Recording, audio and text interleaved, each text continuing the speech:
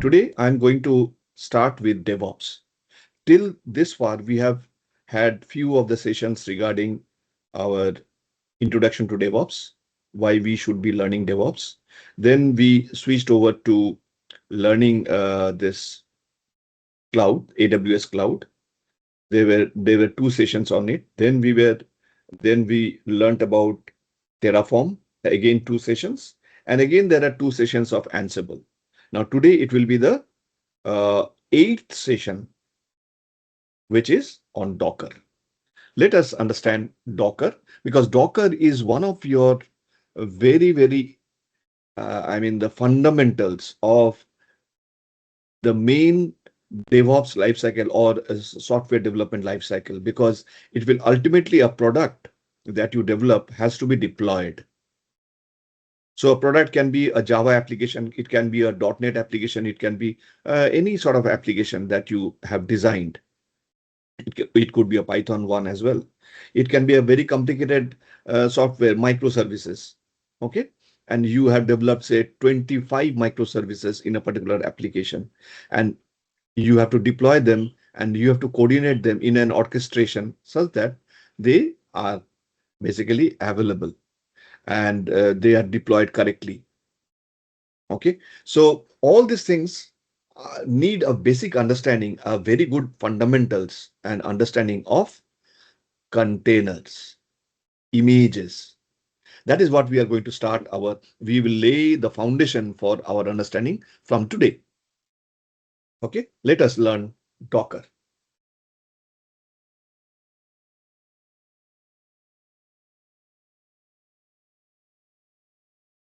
So let me share the screen.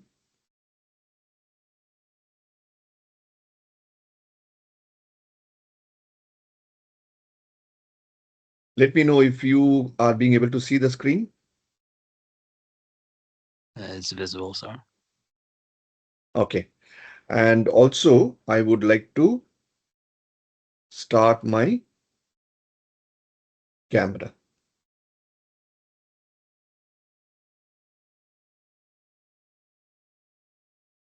And I will go back to this topic where we will see. I hope the video is on and you are being able to hear me properly, so we can have a good start. I think all of you have heard about and have also worked and learned about Docker somewhere earlier, because this has been already it's already 10 months that we have been with this particular program of internship, and out of which DevOps might have been repeated or recycled for at least 4 times. This is the fourth cycle, okay, of 8 sessions. So many of you are very much aware of what this topic is, Docker, but there are also new participants, new students who have joined us with the hope that they would like to have a basic preview of a container and the importance of learning this particular topic in with respect to DevOps. See, why you learn DevOps is because you are going into an IT field where almost all your doors are closed. Like if you are if you are you are coming from a non-IT background and now you are stepping into IT. Now, what you think is it will be very difficult for you to step into as a developer job, because the market is so saturated and there are so much expertise available uh, that it will be very difficult for you to compete. So similarly, for any other field that you think, like the cloud administrator, the administrative jobs, database administration, everything is quite saturated. You will not be able to easily crack through. And therefore, the easiest and the best way to enter this IT field and then you grow on that, it's like stacks, layers that you build around your knowledge, is start with DevOps, because that is the easiest entry into IT field.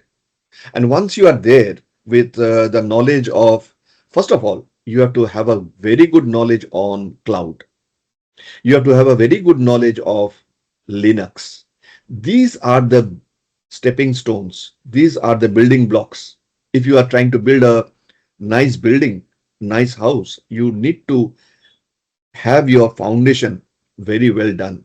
And that foundation is on cloud, and that foundation is on Linux. You cannot say, no, I will straight away go to learn Ansible, Terraform, uh, Kubernetes, Docker. I will say no. First, take the small steps, build your confidence over the the technology, and then you go into this thing. So we have been doing all these things out of this 8 weeks or 8 weekends. We have been devoted this 7 weekends on learning cloud, the introduction to DevOps, cloud, and then the rest followed. Now we are on the eighth session trying to learn about Docker. So it is very important to understand this particular topic. Let me make it full screen. So before going to the Docker, let us learn about container. I mean, not before or after. It is container is an integral part of your knowledge when you try to build on the concept of Docker and containerization. So container is an object. Okay. A container is a standard unit of software that packages up code. So whatever the code is being developed by the developers, now they are trying to, you will be helping them to put that entire code. Maybe there are hundreds of Java files. Now, how will you, and so deployment becomes a big headache for any development team. Okay. How they are going to, and because it does not depend on the development team only, because there will be the testing team.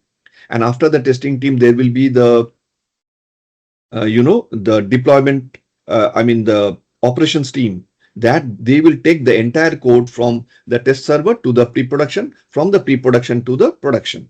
Now all this stays from the development stage, from to the testing stage. You are deploying the big bulk of code that was developed by the development team. It is not an easy task if you do it manually. Earlier, before the containerization came into market, it was all done manually. And therefore, there was a lot of hiccups. There was a lot of issues. It would have, nowadays, you will take not even 1 hour to deploy a big package. But earlier, it used to take maybe weeks to deploy that software, which you could now deploy within 1 hour. And in fact, Amazon deploys almost every 16 minutes, as per the statistics, every 16 minutes, they either deploy a new package or some software upgradation or modules. They keep on deploying every 16 minutes one. Can you imagine? And that was possible because you have this technology, container technology. So it is like you are building an environment with all the dependencies for the software to run within that particular container. All the dependencies will be inside that container. You do not need to go here and there. You do not have to run from this place to that place to get help from the environment. No, you do not have to depend on any platform. It is that unique in nature. So you just package your code into a container environment, and then you can quickly run your application from one environment to the other environment without any change or modification to any other thing. So it is platform independent. In the meantime, when I am trying to explain it, please, whenever you are getting stuck somewhere, please let me know if you are not understanding, and you can unmute yourself and please let me know. That will help, because I'm just seeing my screen in front of me. I cannot see whether you are raising your hands or whether you are writing something in the chat box. I cannot. So please raise your voice. Okay. Then comes the images. A container is a container by the name itself. It's a container. It's a sort of a bucket in which you put something. And what is that something? That something is the image. You build the image out of the code, out of uh, the source code that has been given to you by the developers. So it is like 20 Java codes, Java files. What you do, you build them as an image. And once you have done that image, you put that into a container. Or better to say, image is a static object, container is a dynamic object. So an image cannot run without a container, and container has no meaning without an image. So you cannot create an empty container. You cannot create an empty container. You have to have at least one layer of image within that container, at least the base image. Then only the container will take its shape. Are you getting me? And then to run that container, you need to have some engine, some containerized engine or container D, which is a which may be Docker. Docker is one of the softwares which is very, very popular. So, like you go to ask for a particular, like you go for buying an electric bulb, and Philips is so well known in this market that you are saying, please give me one Philips. The the the the the seller will immediately know that you are asking for a Philips bulb, LED bulb maybe. So it is like that.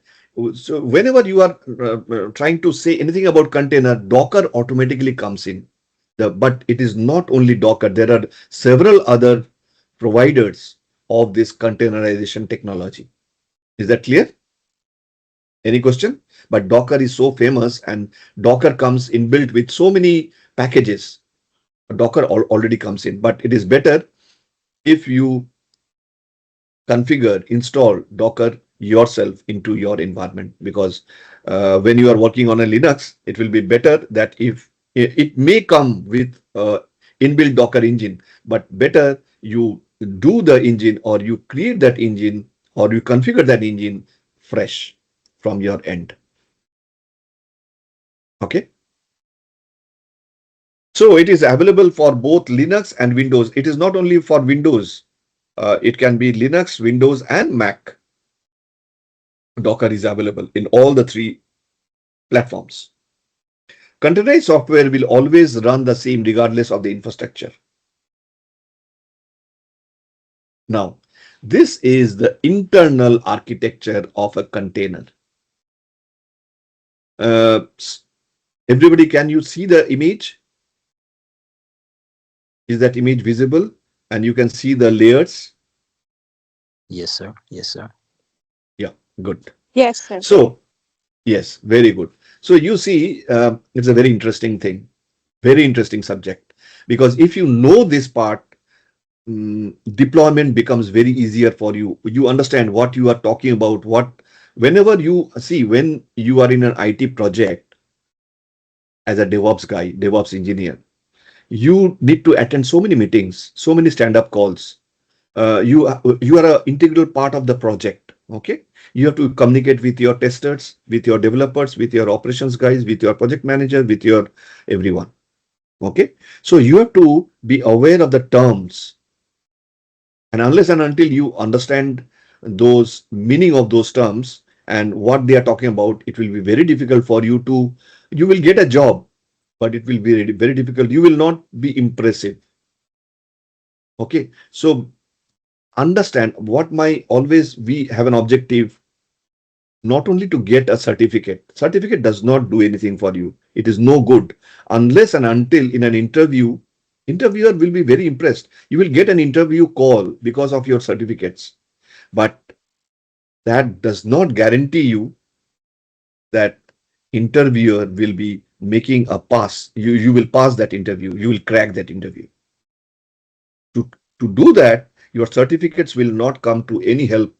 It is only your knowledge, okay, the little bit of things that will make the difference. Many people know Docker, but on a very superficial level. on a very on the outer level. So they get stuck. And the interviewers are very intelligent, they can easily understand that you are trying to mm, fake a question and answer, fake an answer. You are not very confident with that answer, but you are trying to just make a fool of that interviewer. But you cannot fool them, because they will, if, within 5 minutes, they will understand that whether you know or you do not. It is binary, yes or no. There is nothing in between. So let's say the container is like, you have seen the containers in the cargo ship. You have seen definitely cargo ship. Okay. And there you will see or maybe in the cargo trains. Okay. The cargo trains. In India, we see a lot of cargo trains, and there you will see a big containers getting, getting ported from one port to the other port. Okay. Similarly, in the ships also, you can see the very large container. Exactly the same concept. And that's why it is called docker. Dock means shipyard. Okay. And the containers are docked in the shipyard for transporting something. And that something is the image. So these are this is the outer layer of the container, thin writable layers on which you will write the image, or you will put the image layers. So it is like this. One container will have a Docker image inside it, and that image can be composed of so many layers, one after the other.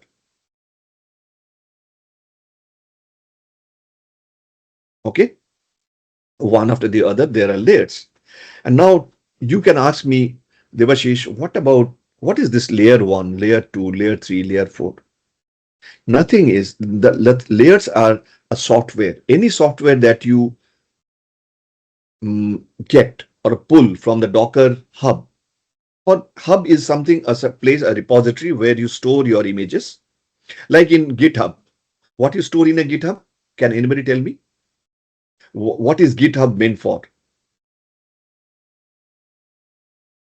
To Source store what? source code. To store the source codes, like the Java codes, the Python codes. That is the place where you deal with the code part, or the files. You store the files. But here in Docker Hub, you store the Docker images as image. These are not ordinary files. These are Docker built images, or basically the images. It can be built through Docker. It could have been built with some other, like Mesos or Rocket. Okay.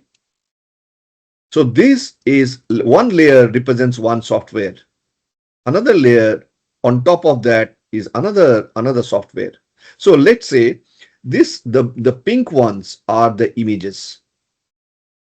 Ubuntu is what? Ubuntu is an operating system. Okay, so that will see, any software will run over, any application will run over one operating system, at least a lightweight of that operating system. The minimum libraries and binaries that are needed to support the running of that application is the operating system.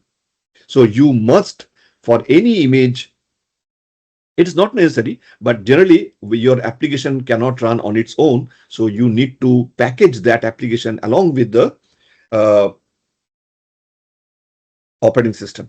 So you always recommended that when you build a container, the first layer of the image should be the base image of any operating system. It can be Ubuntu, it can be Windows, it can be Mac, it can be Red Hat, it can be SUSE, it can be Fedora, it can be CentOS, you name it. Okay. It can be BZB. So doesn't matter what the uh, base image is, it has to be any operating system on which your application will run. So once you have done that base image, comes the another layer, the layer 2, let's say. So you have maybe instead of Emacs, you have installed some middleware, some business layer, some software, maybe some software. and which will be acting as a middleware. Now, on top of it, another image that you have installed is maybe a web server like Apache. That web server has been installed. And on top of Apache, you might be installing Java compiler. So that is another layer, the fourth layer. So first layer, second layer, third layer, fourth layer is the Java compiler. And maybe on the fifth layer, you will add all the source code, the Java source code, which will be running on that, which will be compiled as a Java executable. So you are building up a container within which you are building up all the layers of software to support your application. Up to this point, any question?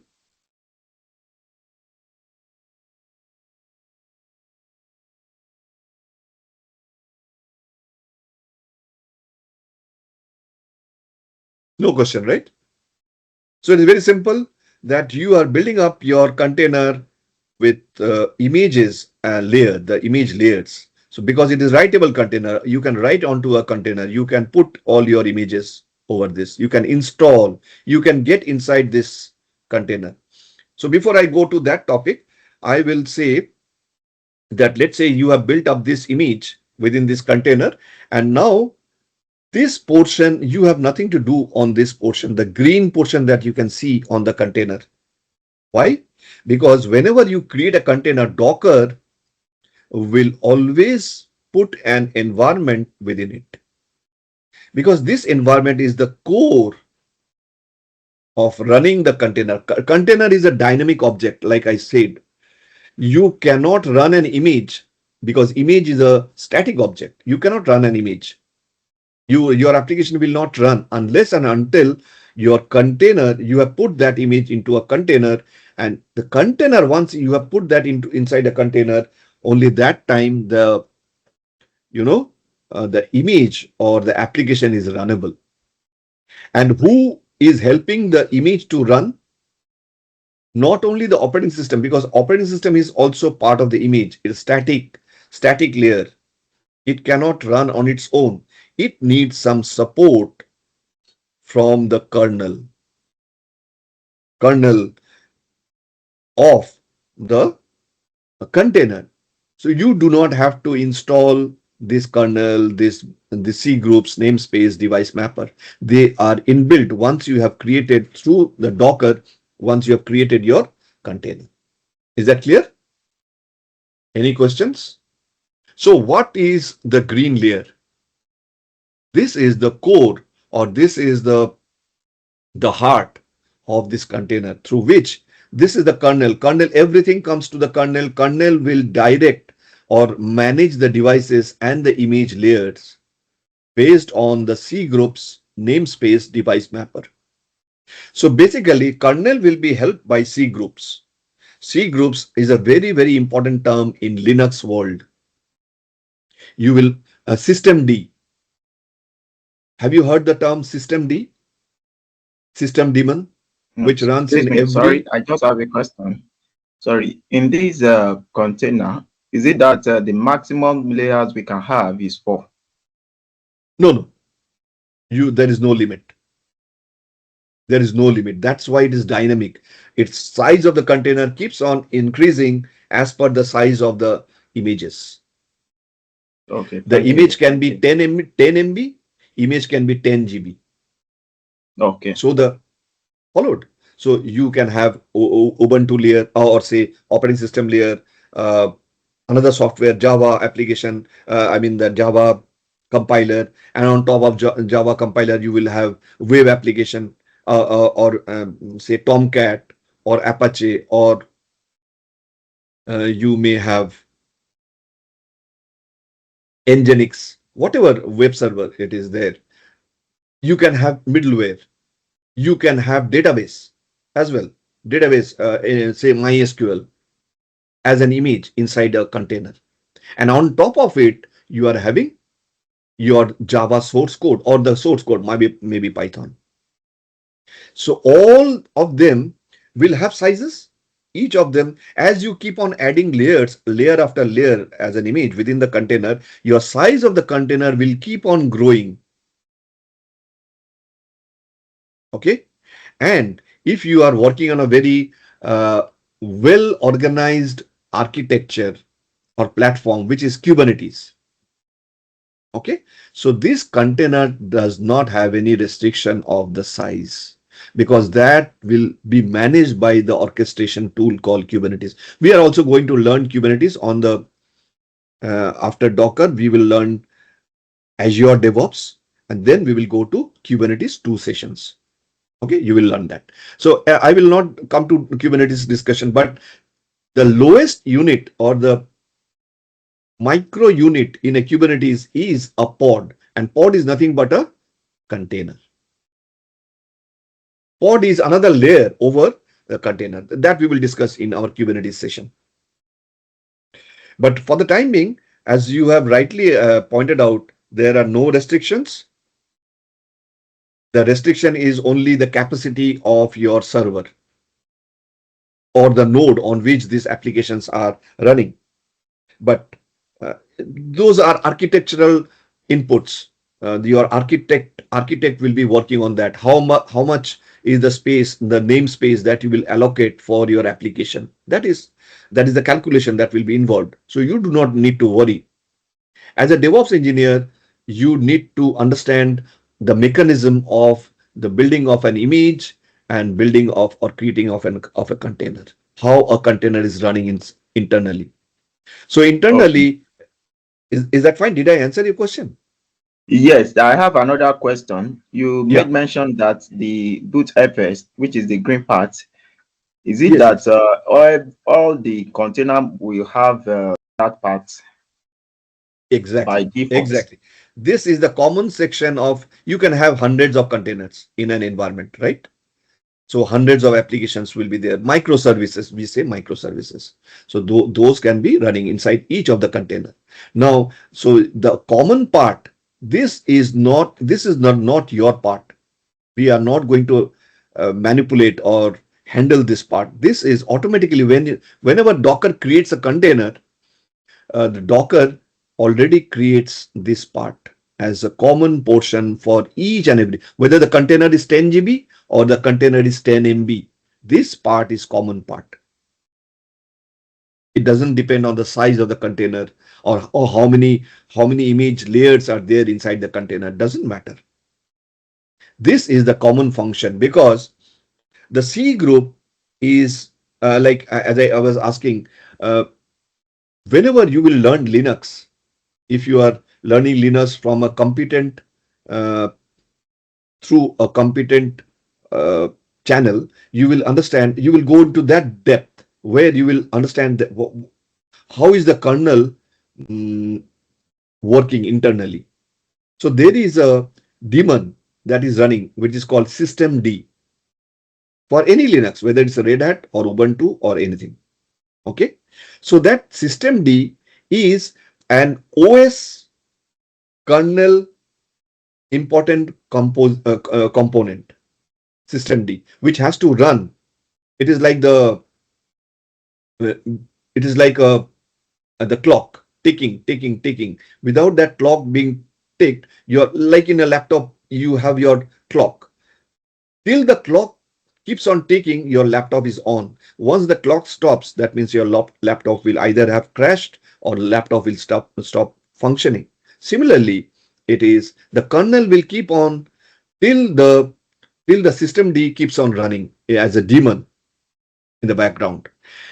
Here, we are not talking about the operating system. This is an environment that has been built by the container, by the Docker. And in this, it is, you can say, sort of a subsystem of an operating system, which will support the kernel to run or manage the resources. These are resources, isn't it? The images are physical layers. These are resources. So the resources have to be managed. Who will manage the resource? Kernel will manage the resource. Through what? Through you do not have systemd. Systemd will be there under Ubuntu or under the operating system, you have for containers, you have the C groups. So in Kubernetes, when we learn in our um, job ready training, that is the 2 months training of DevOps, you will learn system D and how system D will be converted into C group when we come to Kubernetes. Okay. But for the time being, you just do not need to go into that details. You just need to understand that C group is the resource manager. And the resources are isolated. That means, let's say you are having a solar system. Your Earth is one of the planets in that solar system, isn't it? But your Earth, Neptune, Venus, Mars, Jupiter, these are all the planets circling the sun. Sun is in the uh, innermost, like in the core. So you can say the kernel is the core, and these are the various uh, planets which are orbiting around the kernel, because these are one objects. These are planets. So these are resources.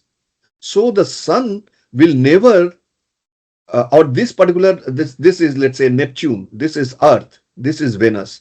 So will the Venus crash on the Neptune, or will the Neptune crash on the Earth? No, they are doing an orbit in their centrifugal motion, whatever the motion is, around the sun. Similar is the case over here. I do not want these resources to crash upon each other or to conflict of resources. So each of these resources will have some requirement of the resources that will be managed by the C groups, and they are separated from each other in layers through the namespace.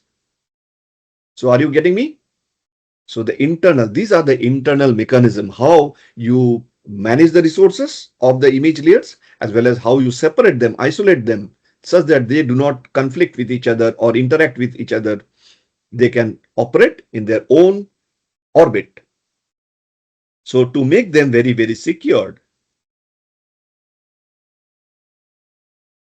today I'm not using my pen that much, because what I observed, I take a lot of time in doing some explanations, and what I do, generally Mr. Menon is not very happy with me because I exceed my timelines, which would have taken me one session. I take 2 sessions for that. That is not good. That is good for you. It is also good for me, but not for Mr. Menon. Okay, because he has to go by a schedule. Are you getting me? So I'm using minimum use of pen today. But but still, are you being able to understand that?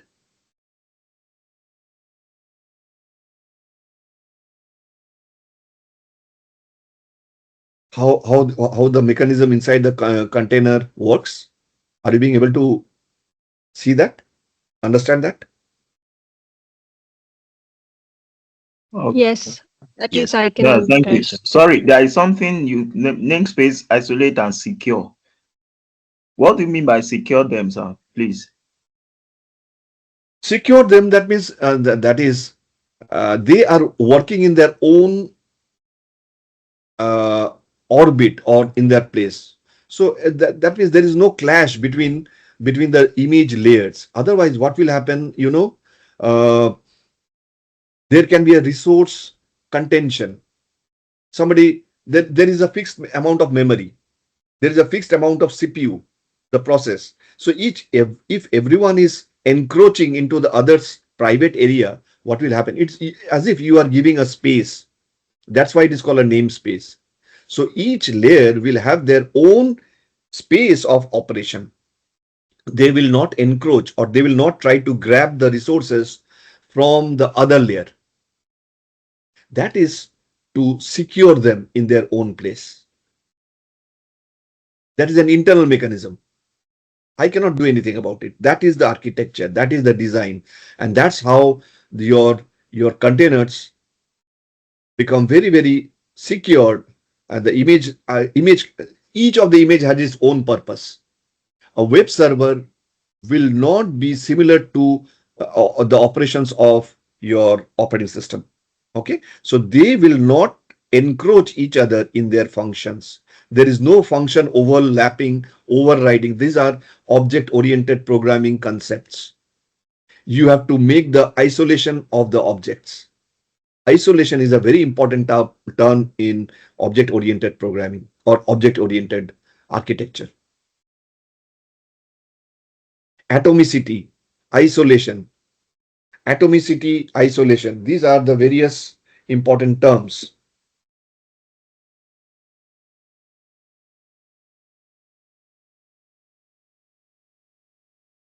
Okay, so when I say object oriented uh, architecture, for a developer, it is object oriented programming. Oops, you have heard this term. Okay, so one of the important aspects of object oriented programming or object oriented architecture is isolation.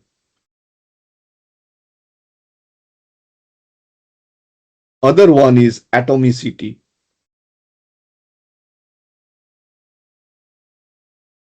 Atomicity. And there are so many. You have polymorphism, but that is something else. I will not go into that details. Polymorphism, encapsulation.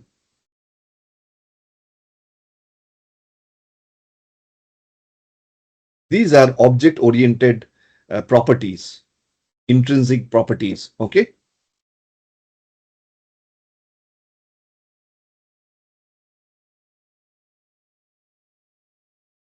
Now, so isolation being very, very important concept, you have to make your, that is, it should be loosely coupled. Loosely coupled means anybody can explain what is loosely coupled? This object and this object, they must not interfere with each others. They should not be tightly coupled. That means they will not have any dependency on each other. This is isolation. You have to do your isolation very carefully. You do not have to do anything. Basically, it is Docker, that the technology of Docker will help in isolating the images to secure them in their own place so that there is no encroachment on each other's resources. Because resource, whatever resource you have, memory, memory, CPU, okay, these are very, very valuable resources. You should not fight for the resources. The resources will be available to you in a manner that is a cyclic manner, but that will be only managed by the C groups and the namespace. You do not have to fight for each other. You should not grab the memory which is already being used. Otherwise, what will happen? This will crash. This will crash. So these are the various considerations that is already inbuilt. I do not need to worry about all those parts because those are not needed for our understanding. These are the basic understanding. Any software engineer will go through all this technology in their college level, in the university level when they are learning computer science. Okay, I do not need to go into that details. As a tool, as a DevOps engineer, I will need to concentrate on what is happening inside. How is not important to me is what is very important. Got it? So ultimately, what is happening here is your Docker image is like this 1 GB of a Docker image, which you can put inside any container, number of containers. So same image can run in multiple containers. You will create this container with this image. So these containers can have the same image. So I have a Java image, Java compiler. I can put that compiler in all of these three containers. all of these three containers. But the source code, so this may be the login application of Java.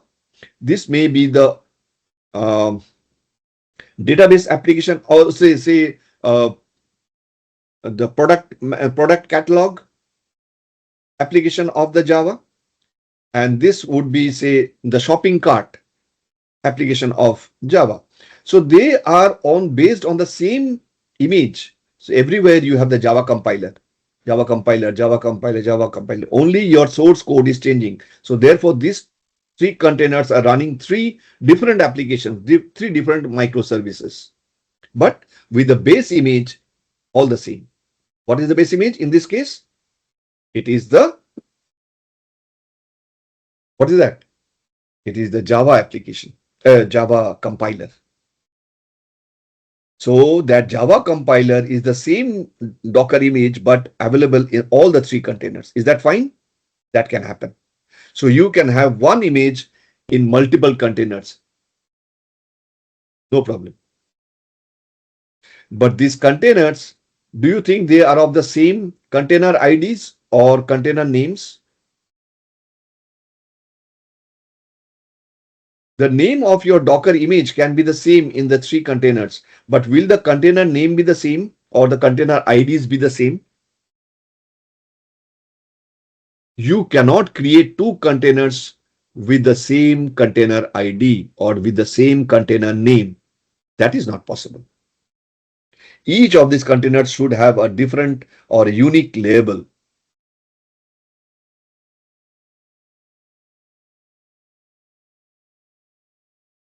Now, virtualization versus containerization. It is very common topic. I don't want to go into details, but yeah, I can say earlier, virtualization is the process of running multiple virtual systems on resources on top of a single physical machine.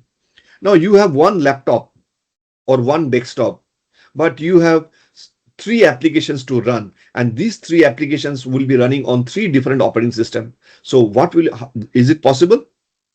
So you need to have three laptops, one laptop having Linux, one laptop having Windows, and one laptop having Mac, because there are three applications. One will run on Linux, one will run on Windows, one will run on Mac. Is that good?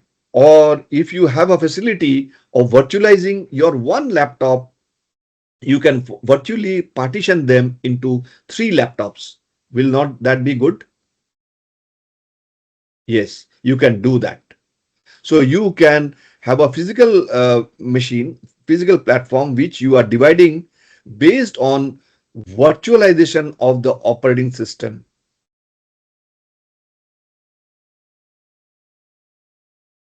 So what you are doing, you are partitioning the physical device into three devices based on installation of the full operating system on each of those partitions. So this will be Mac, this will be Linux, this will be Windows. So what you do, you install a hypervisor. Hypervisor can be VMware, Oracle VirtualBox, Microsoft VMware, VMware ESXi. All these are examples of hypervisors which are implemented on a bare metal operating system. So that way you have virtualized your machines, your machine, a single machine, the physical thing, with the three operating system, different operating system running in the same host operating system. You see, the host operating system remains the same. It can be Windows, it can be Mac, it can be Linux, doesn't matter. But you have partitioned it and installed as you think this is one server or one server. So there are three servers in on top of a single server. That is possible through hypervisor or some virtualization software. But you have to do a full installation of the operating system over here, over here, over here. And you are installing, let's say, Java application, maybe Python application, and this is, let's say, .NET application. Okay. So that is very, very important. This virtualization was happening quite a long time back, but that was a very useful tool at that point of time. But you have to install the full operating system, a full operating system. So the application with the full operating system becomes too large, too big to be portable, to be portable. Uh, just give me 1 minute. So that is how you create. But this becomes, let's say this one is 1 GB, this one is 1 GB, or this one is 2 GB. So the entire application is like this. Whereas when you come with containerization, containerization is an OS level virtualization. So there is no OS. You have virtualized it. You have got rid of it. Okay, you have done that. Here you have done OS. You have to install the OS. But here you have done with an OS level virtualization is nothing but containerization. Used to deploy and run distributed applications without launching an entire virtual machine. So you are not creating virtual machines. You are creating containers. This is again an operating system, but only minimum of, because you have taken out the OS, you have given only the minimum amount of binaries and libraries, which will help and support your application. Let's say this is the Java application, this is the Python application, this is the .NET application. You are not restricted to any particular platform of OS. That is the beauty. Because if you go to the earlier, if you had seen that earlier diagram, where you dependent on that OS, you had the minimum OS, which is the Ubuntu or Red Hat or this thing as an image layer. But the base layer is still the container kernel with the C groups namespace. Okay. So that will help you to virtualize your OS. What virtualization means? You have got rid of the OS level. Here is it is the virtualization of the bare metal. You have done the virtualization of the physical system. Here you have done the virtualization of the OS. The physical system remains the same. You have the hardware, you have the operating system, and then you install a container engine. Most probably it will be Docker. Most of the cases. You install the Docker engine and then your work is done. These are all containers. Small containers. If it is 1 GB, this is only 30 MB. If it is 2 GB, it is only say 80 MB. Can you believe you have not only containerized, you have given a lot of, the resource is a very costly one. Resource, the memory, the CPU, these are the costliest part of any system. So you have minimized that cost because you have optimized the resources utilization. So instead of 3 apps, you can go for hundreds of apps, hundreds of microservices as containers. Are you getting me? Because you have optimized the use of your resources, the CPU and the memory. Clear?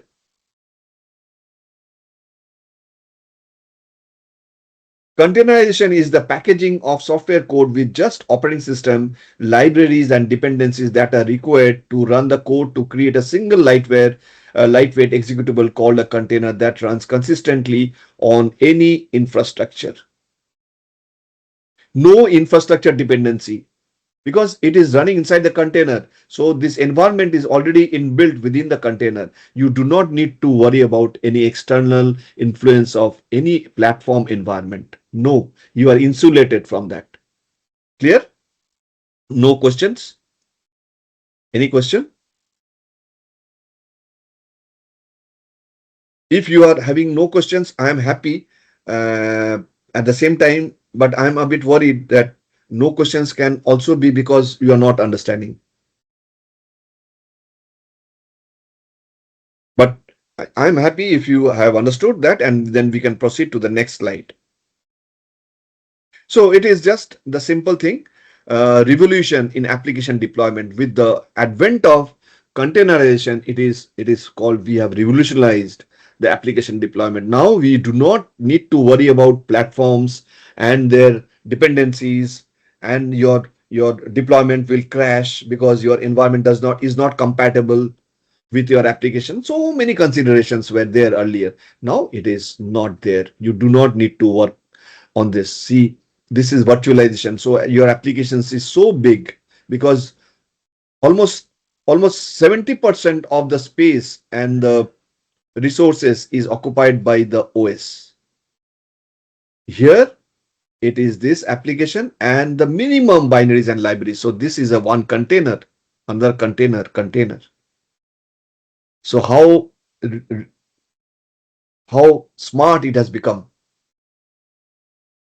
Okay. So your entire application is running inside these containers. So Docker images is couple of MB. So this is the Docker symbol, the logo of Docker. It is like there is a big story behind why you have adopted the image of a whale. If you have learned, if you have seen that movie, Moby Dick. So this was a Moby project. Moby Dick was a very friendly whale which used to guide the ships in Atlantic when the navigation of the ship is lost, almost they have lost their path. So appeared a white whale called Moby Dick. Okay, this is a story. It's a fictional story. It was enacted by Roger Moore. I think not Roger Moore. Sorry, it was Gregory Peck. Gregory Peck, the famous Bollywood actor, and that was a very old movie, but it was a fantastic movie. So that project was taken by Docker, and they have adopted the shape of this whale because uh, to commemorate that particular event or to that particular novel. Okay, so this is a very friendly whale which will help you to containerize your applications and take the containers to any port to deploy. These are very lightweight Docker images, whereas the virtual machine images are a couple of GB, very, very big. The speed, because of the size, the speed is very slow, whereas the speed is because it is very lightweight containers, it can start in within seconds. And compatible only with the Linux distros, this is not correct because nowadays it is compatible with Linux, with Windows, with Mac. VM is of course compatible with all the OS. So all these three will be ticked for Docker. Here there are two cross marks. So this is for an example. If you see that you have a infrastructure and maybe any hardware, and then you have installed your host OS, which is a Linux. This is the Linux symbol of Linux, logo of Linux. It can be any Linux. It can be Red Hat, Ubuntu, SUSE, Fedora. And on top of it, you install your Docker engine. And after that, all is about container. You build your containers with, you see, this is an Apache Tomcat and you have a Java compiler. So your application is a Java web application. Similarly, here in this container, there is an SQL server, which is a database, Microsoft SQL server, and there is a Microsoft .NET compiler. Okay, so you can see that this is a .NET database application. And then there is the Python, on another container, there is a Python and MySQL. MySQL is another database. So you say it's a Python MySQL database application. So in the same machine, you are hosting three microservices or three applications. One is a Java application, a Java web application. One is the .NET SQL Server application, and one is Python MySQL application, database application. Are you getting me? Any question?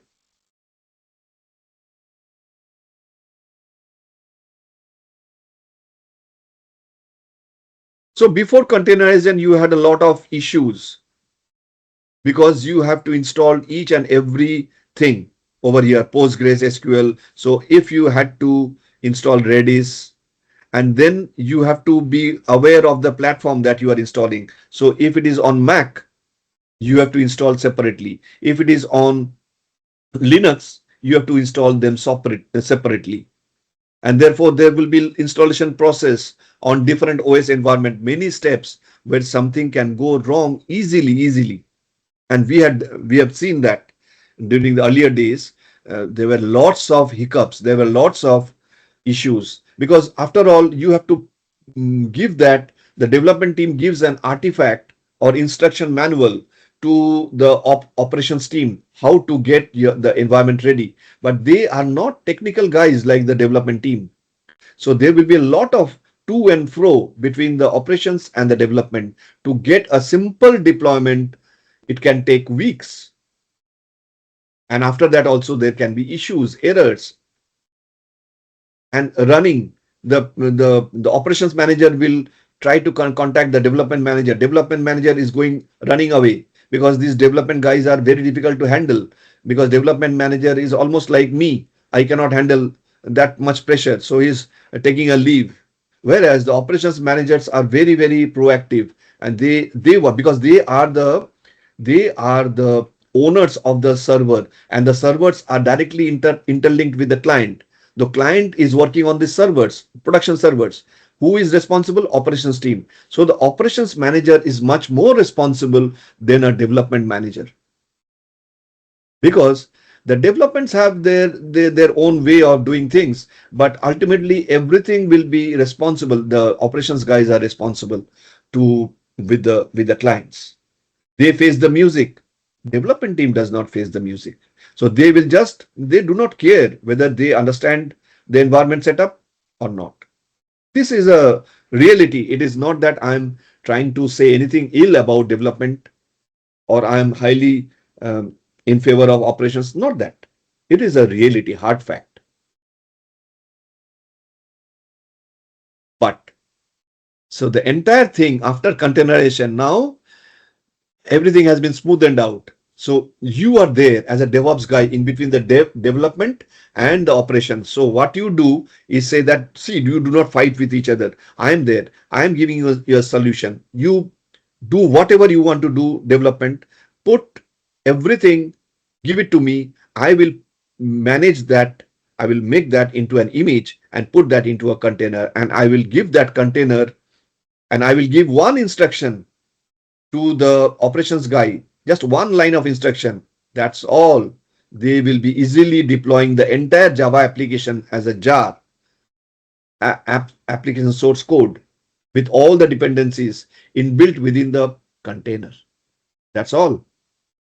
So my everything, I do not need to think whether it is going to run on Mac, or it is going to run on Linux, or it is going to run on Windows. Everything is taken care of with the help of Docker, with the help of containerization, with the help of creating the image. Everything is done. I will give that. Uh, I will give a Docker artifact like a Docker file, and they will have to run one command. It will run that Docker file. Everything is done and dusted. Is that clear? That is how you become very precious. You become an asset to the company as a DevOps guy. Are you seeing the importance of you being uh, working as a bridge between the development team and the operations team for each and every project?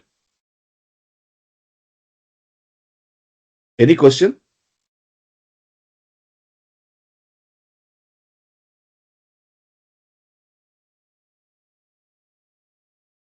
Anyone? So the problems before container, and as I have already discussed that the problem was the environment. It was very difficult for the because the developers are very intelligent. They can tweak their environment into adapting to their code. They are very fine, but this you cannot ask the operations team to manipulate their environment, because it is not only their program or their project is running, there are other projects running on the same pre-production server or production server. So they cannot manipulate the environment like what you say. It cannot be. Are you getting me? That is the biggest problem. So there will be a lot of back and forth. So what we said, that after containerization, here is the container I have wrapped my code in. So the developer is saying, with the help of the DevOps guy, I was able to wrap the entire code inside the container. And please have that. Wow, it's hardly 30 MB. Awesome. Your code works just fine, because see, that 30 MB entire application now can be ported anywhere. It doesn't take much resource. They are very happy. And one more important thing is that the operations team do not have to tweak their environment. Nothing will change. So whatever the programs are running earlier, regression, there is no break in the regression. So what was running perfectly will still continue to run perfectly, even with your changes coming into the system. So the way we look at application deployment is changing, because we were looking at monolithic. Mono means one, and lithic means layer. One layer application. One layer application means all the modules, all the functions are tightly coupled within one layer. So if something happens over here, you cannot take it, you cannot plug it out, do the rectification, and then plug it back. No, for a single layer, you cannot do that. And you have to host that monolithic in a big server. So if something has to be corrected, you have to make the entire application down. Then once you have done the correction, you have to again build, you have to again test, and then you have to again make it run in that same environment. So it takes a lot of hard work.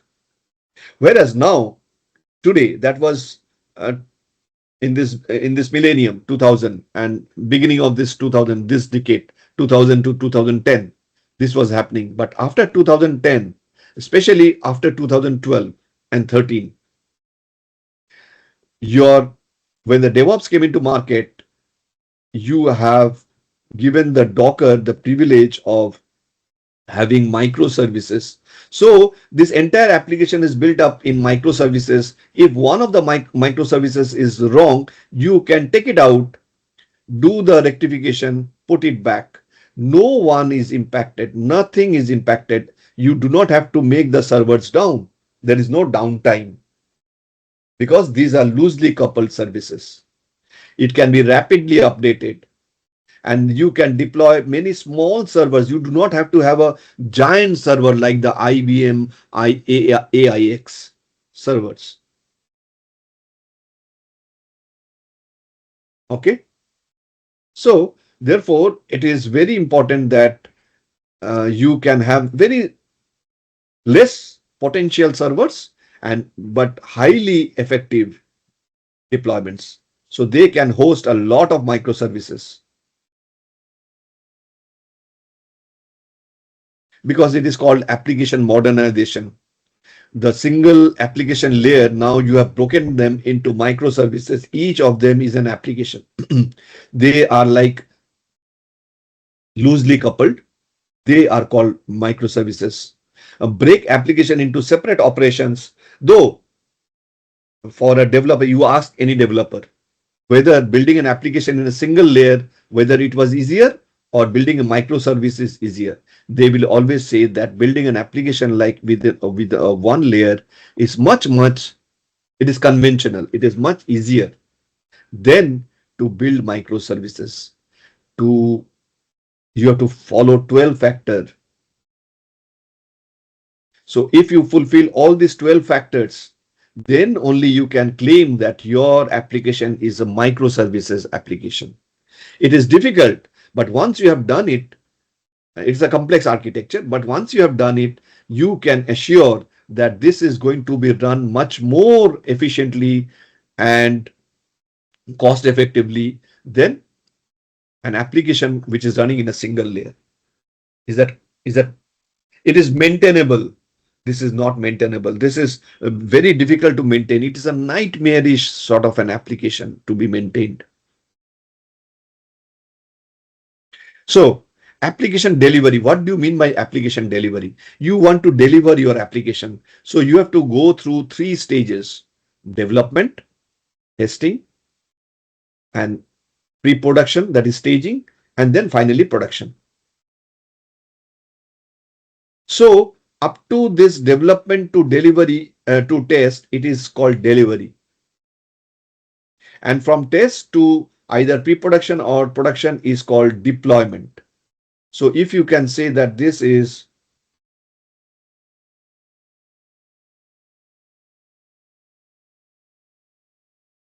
you say that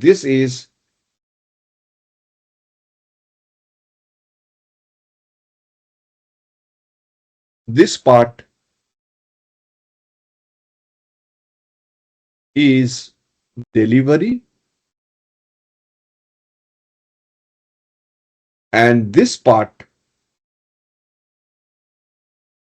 is deployment.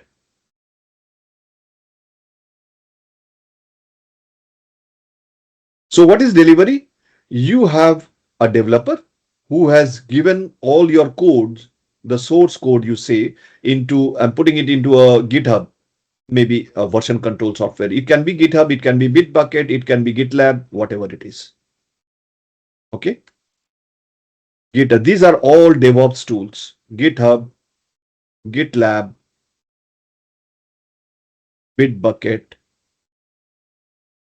There are many other version control tools. Okay. Now you have put that, and then there will be a build server. There will be a build server which will auto build your application code. These are the pipelines. These are CD pipelines.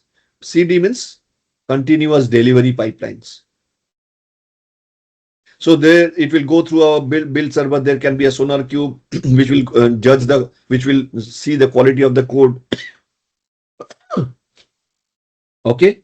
So once you have, so the build failed. So what will it do with the artifacts? It will go back to the developer. Artifacts will suggest what failed, what has to be done. So all these things will go back to the developer. Developer will do the rectification, will again store it back. Again, there will be an auto build. And let's say this time the build was successful. So now if the build is successful, you will do Docker compose.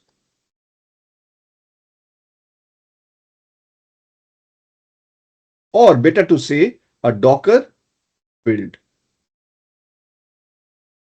Docker build. So what you are doing Docker build, you are building an image. You are doing an image. You are building an image of the entire code, entire application. Then you will put that image. You can deliver that image for, you have delivered that image for testing. And the testing is under the QA, quality assurance.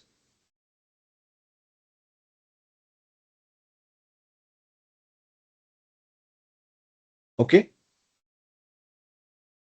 So once that the testing has been happened, now it will be deployed because you have done it as a container. You have done it as an image. So now you do not have to do it anything manual. You will just deploy it to the pre-production stage. So this will be a pre-production server. You will have a UAT over there. This is over there. You will have a SIT, system integration testing. Here you will have user application testing.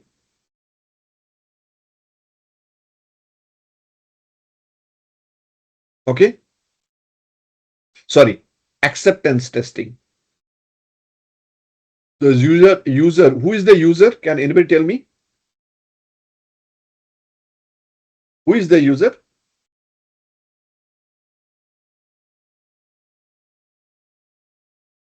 User acceptance testing.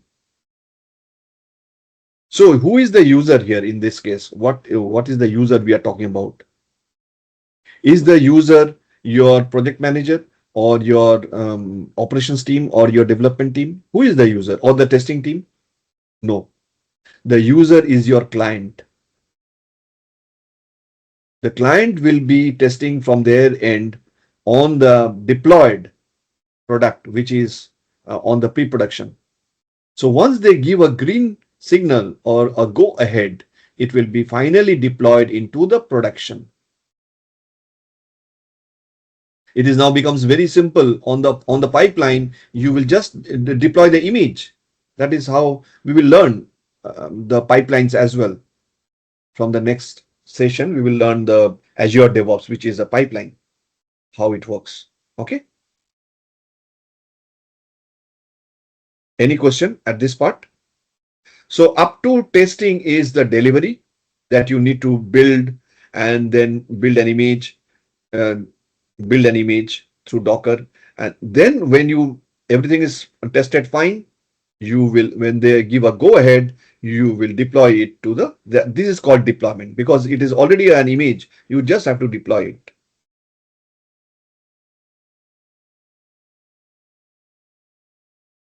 Is anyone there? I'm not being able to see. Maybe there is no one other than me.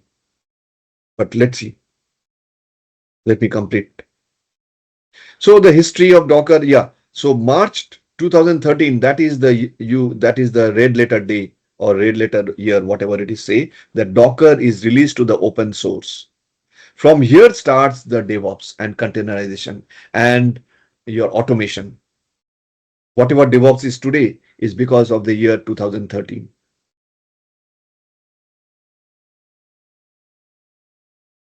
Huge market. So the Docker, as you have learned about this, there is basically, this is the architecture of Docker. You have a Docker server, okay, which will run in the as a Docker D. Docker D means daemon. It will run in the background. This is the Docker. The Docker engine is created of server, a REST API, and a command line interface. So it is like this. When you install Docker, basically you are installing the Docker daemon along with the REST API, along with the Docker CLI. So all these three components are installed when you install Docker. What will the Docker CLI do? Like the shell of a Linux. It is the kernel is the core and the shell is the topmost layer. So similarly, Docker CLI is the topmost layer. What will it do? It will, you will write Docker commands and those commands will come and get interpreted over the Docker CLI. So when these commands, but the Docker CLI cannot process the command. Like you have to manage the image, you have to manage the container. Manage means you will create, you can create, you can run, you can delete, you can read. All this, these are management. So you can manage the image, you can manage the container, you can manage the network and the volumes, the space, the storage of the Docker images. All these things can be done. But how? You will write commands. That commands will be interpreted at the Docker CLI level. Okay? But it cannot communicate directly. The entire thing will be managed by the Docker daemon, the server engine. So what will it do? It will pass it on to the REST API. REST API is like when two applications call each other or communicate between each other, it is called an API call. This is one application. This Docker CLI is one application. When Docker CLI is trying to communicate with Docker daemon, it will take the help of REST API. So REST API is an interface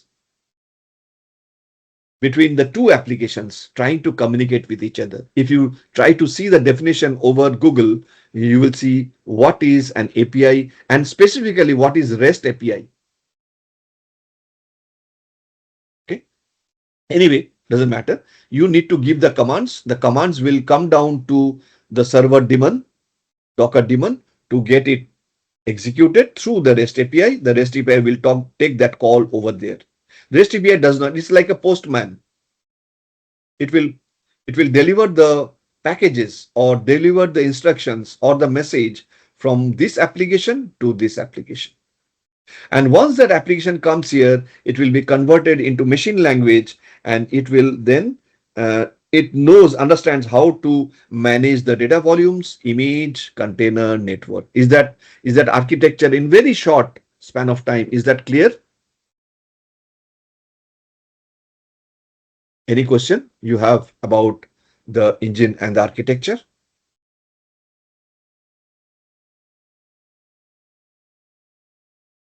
So let's say the Docker workflow. How does it work?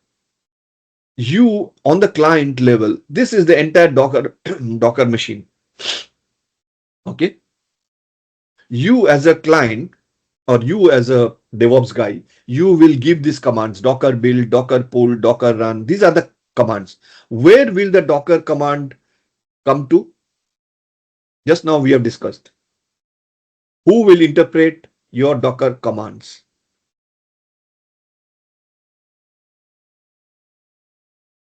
The CLI. Yes, yes, exactly. Thank you. The CLI, the client, the Docker CLI will help you to, they will check, the client will check, the CLI will check whether your syntax is correct, whether the grammar of that command is correct. But it will not understand whether, yeah, it will just say that, yeah, your command, the syntax is correct. I will pass it on to where? Pass it on to the Docker daemon. Okay. The Docker daemon will receive it from the REST API call that the client makes to the Docker daemon with that particular command. So this command reaches the Docker daemon through the REST API. Okay, this is the Docker host. Docker host means the Docker engine or the installation, the Docker server on which you have installed the Docker. So the Docker daemon is running in the background as a daemon. Daemon is always like uh, a job, that a service that is running in the background, not in the foreground. You cannot kill or you cannot stop that daemon until you know that command. So what will the Docker daemon do? So let's say you have, this is I think the image of CentOS, yeah, operating system. This is the image of, can anybody tell me what is the image? This is a famous image logo. What is this called?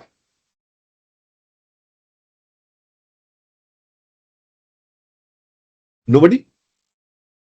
I thought this is a very famous logo.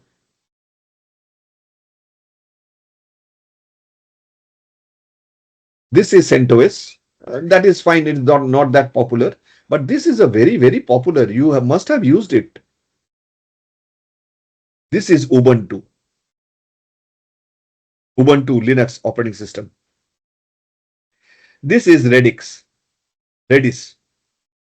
This is Nginx. So these are various images stored where? This is, as I was telling you, this is what?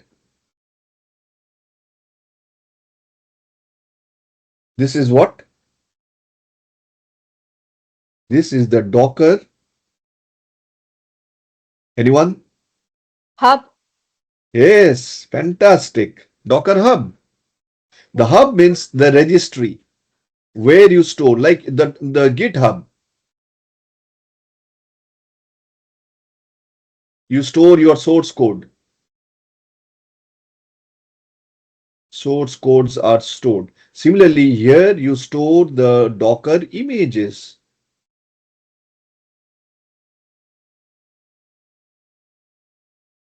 Docker images. Okay. This is one Docker image. This is one Docker image. There are there are thousands and thousands of images. You name it. You can have Oracle. You can have Windows. You can have Mac. You name it. Everything is available there. You can have MySQL. You can have PostgreSQL.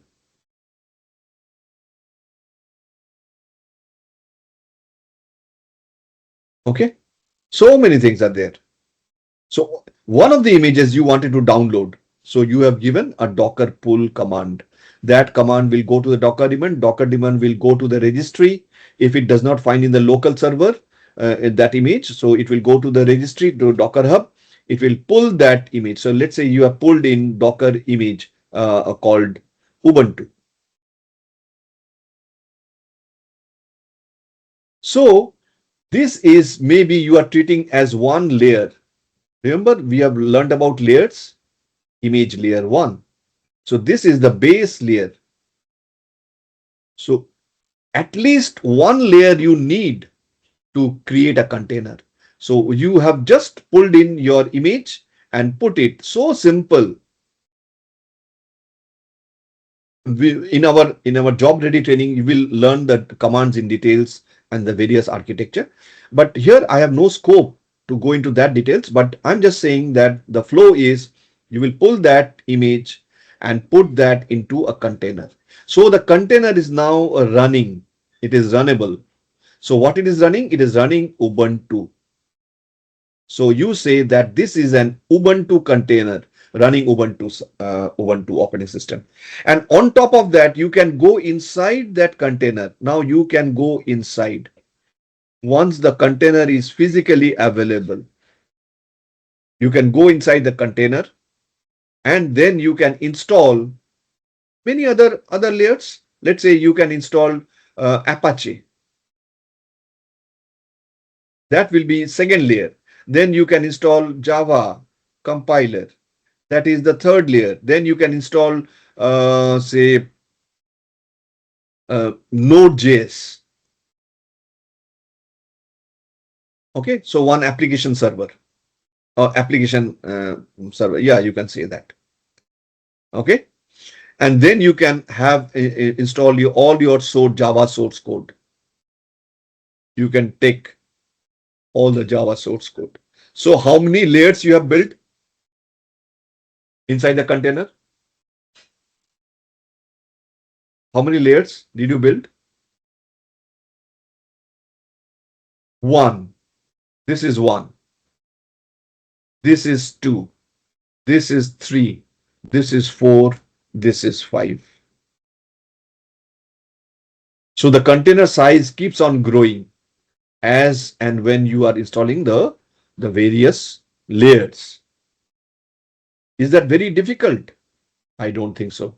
So you have created one container with this application. So your application is running over here in this container.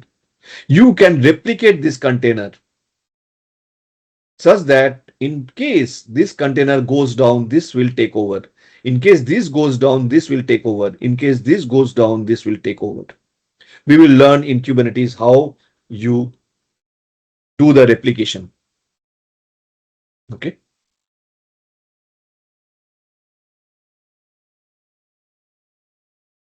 This makes a very, very interesting topic because this makes your fundamentals very, very clear.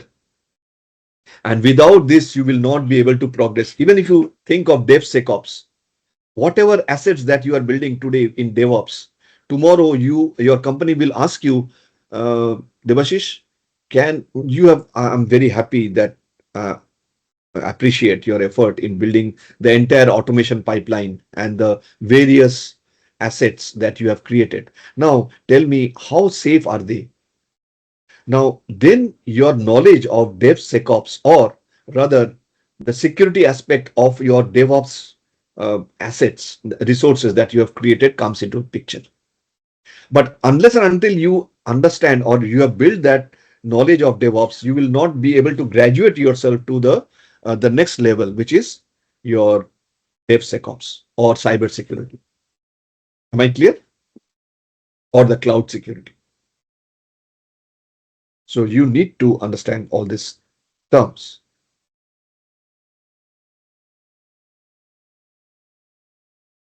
So I'm not going to go into the details of the various components. So one is the Docker Hub.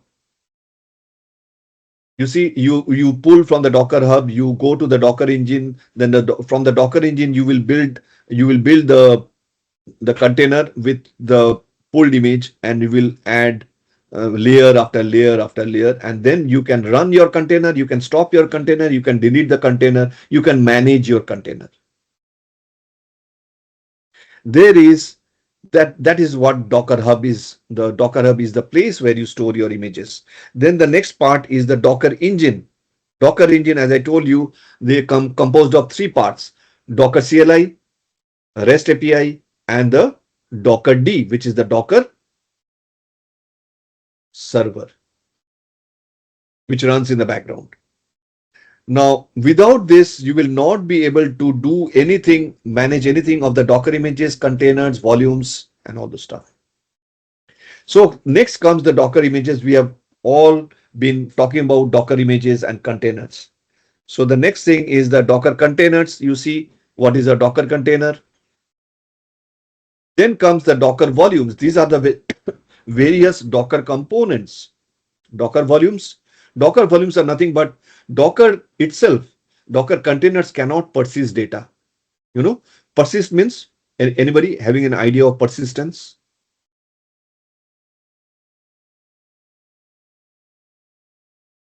Docker containers are ephemeral in nature. What is ephemeral? Temporary means that. Fantastic. Temporary. So Docker, my pen is not. Docker containers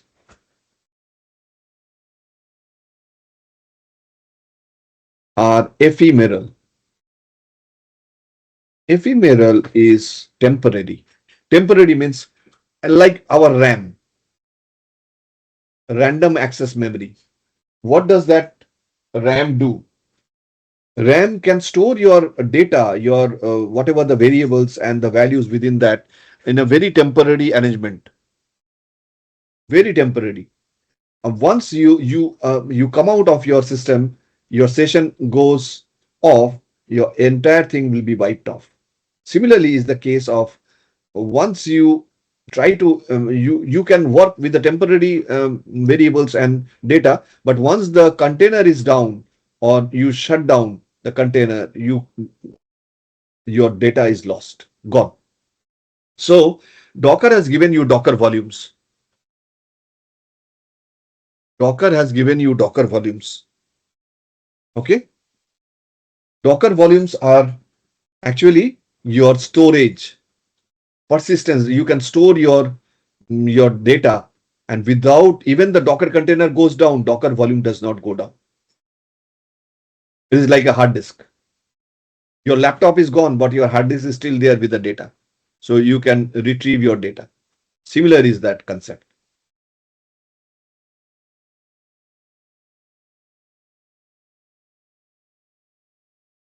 The last thing is the Docker file. Now, Docker file, remember we have said about the manifest file or the artifact which you give to your testing team, and then you ask them to run a particular command on that Docker file, and the containers with the images are created. That is a YAML file. Okay, so you will have to write a Docker file. That in details we will learn in our job ready training. Not this is not a part, or we cannot do it in the scope is limited in these sessions. Okay, so basically you try to remember this is a file which can be executed by Docker command, and that will help you to build an image, and that image you can put into a container, and that you can store it over your Docker hub to be used later on. So these are the components of Docker, and I think we have done enough of this thing, and there is no scope for me to go and show you a demo on Docker. If I had time, I could have done, but let us make an end to this Docker. We will see uh, on the next day we are going to start with what? Azure DevOps. So remember, we are going to start with Azure DevOps. We have completed Introduction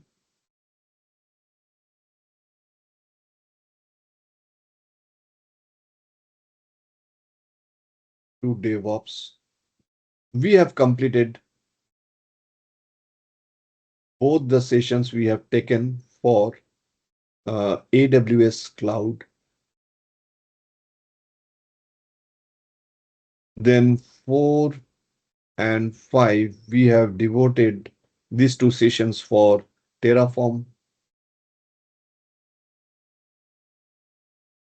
And then 6 and 7, we have devoted for Ansible, another very useful, what is that? DevOps tool. And if you are saying that you have missed all these sessions, maybe you can go into our YouTube channel and you will get the link in our group in the description, in the pinned message, and you will go to YouTube, you will find all those recorded videos for these sessions. So you will get 2 videos for AWS Cloud, 1 video for Introduction to DevOps, 2 videos for Terraform, and 2 session videos for Ansible. And today we are going to load the 8th session, which was Docker. Next 2 sessions. Now this is also going to be uploaded into YouTube. It will take 1 or 2 days. After that, I will also post that video in the groups. Then 9 and 10, we will devote it for Azure DevOps.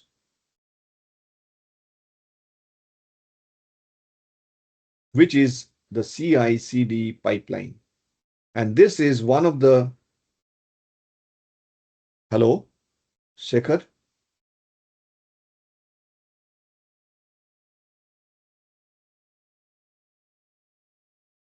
Are you sharing something?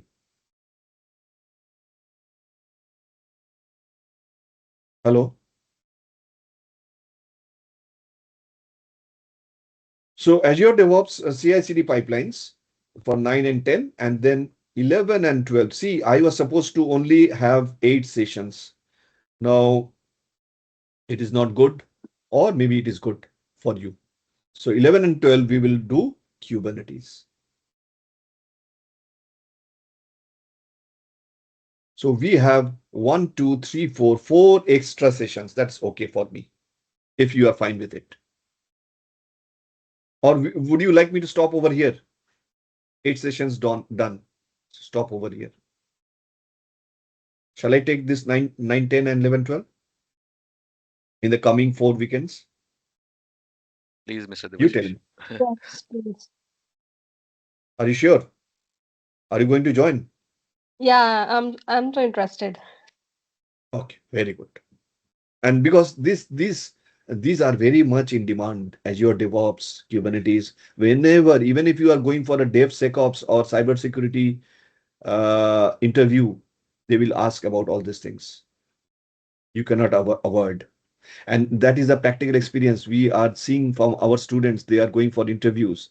They have done DevOps as well as they have done DevSecOps. Few of them have done only DevSecOps, or rather cybersecurity, and they are facing a lot of struggle because when they are appearing for cybersecurity interviews, they are getting lots of questions on DevOps. So who have done DevOps and DevSecOps, both of it with us, they have benefited a lot. And you can get this. Selassie can always tell you about that. Selassie, if you are there, can you? Yeah, I actually went for a DevSecOps role interview 3 days ago, and most of my questions were DevOps. They barely even touched on security. It was more questions about Terraform, Docker, AWS. Just because this company was migrating everything on-prem structure framework to AWS. So their questions were about Docker, Terraform, um, Kubernetes, and AWS. So it's the questions on DevOps more and more. They're looking for somebody who could do it all. So more and more is a lot of DevOps questions.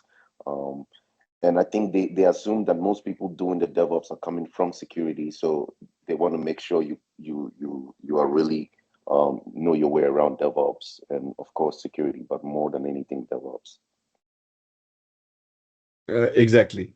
That is the because the trends are changing. Earlier, when you were getting interviewed on cybersecurity, they will restrict only on the security topics, DevOps, DevSecOps. But generally, this will keeps on changing, and the interpretation of it depends on the interviewer how they look at judging a person.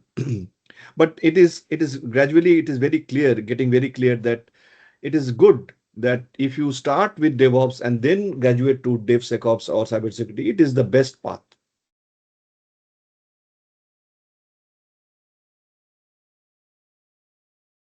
So in our Kubernetes demonstration, there is one page, one thing that is the ideal path, how you graduate. So that in that roadmap, we will see that you start with DevSecOps, DevOps, then you go to SRE, and then you go to cybersecurity. But in between, you may or may not go to SRE, but we will see that when we come to Kubernetes. So today I will end here, and it is all over to Mr. Menon. If you have any questions, please let us know.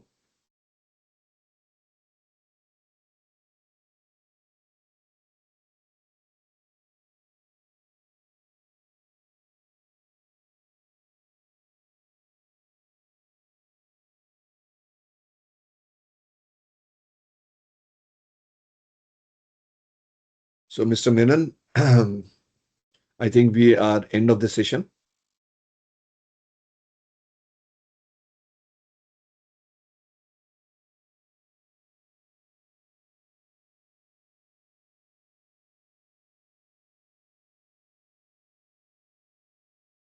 He probably stepped away from his computer. Sorry. I'm saying he probably stepped away from his computer. Yeah, maybe. So fine. Today we end the session over here. It must be very, very tiring. 4 hours at a stretch is not a matter of joke, and I will not burden you with any further details. There's a brain has a particular capacity. After a point, it does not take anything. Exactly. And those two sessions is really, really impactful. And it is not like we are, you know, you, Mr. Karthik, deliver so much information, and it is really sometimes it is feel tiresome for myself as well. So Yeah, guys, yeah. I think it is it is a good time we can wrap for this weekend session. And if you have any question, doubt, feel free to ask. Our DevOps evening US bash is going to start very soon. I think most probably next Friday or next to next Friday. If anyone wants to interest to and pursue their career as a DevOps engineer, feel free to join and ping us in the group. Trust me, this is a one-stop solution where you can become a DevOps expert within next 2 months. And many of our students consulted in last 40 batches, they done the training and eventually they land their job. Okay, there is no hidden tricks.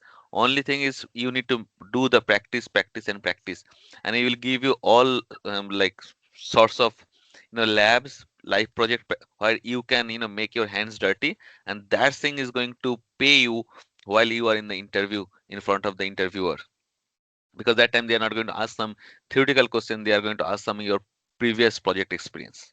So that's the reason this kind of hands-on life training is more essential than 4 years of your study, better to say.